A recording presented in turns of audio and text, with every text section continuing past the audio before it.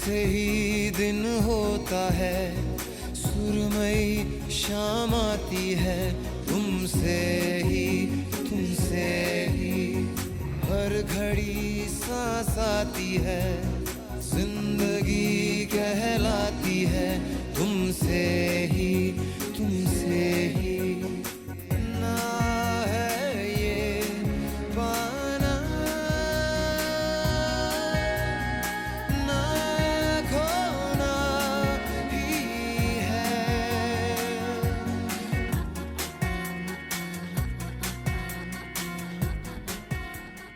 দাদা ভাই আমার তো ফুলঝুরিটা নিভে গেল।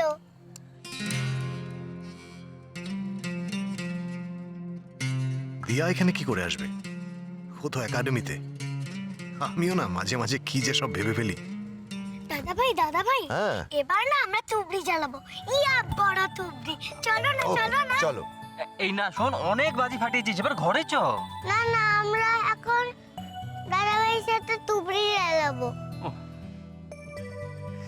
আচ্ছা ক্যাপ্টেন মেঘ, আমরা এখন ইয়া বড় একটা তুবড়ি জ্বালাবো, ঠিক আছে? চলো।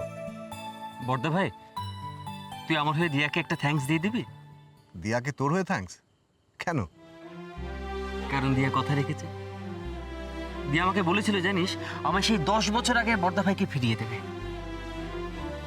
আর আজকে দেখ আমার সামনে সেই আগের বড়দা ভাই দাঁড়িয়ে আছে, যে হাসতে পারে, হাসাতে পারে, বাচ্চাদের সঙ্গে সারা রাত জেগে বাজি ফাটাতে পারে, বাড়িটাকে মাতিয়ে রাখতে পারে।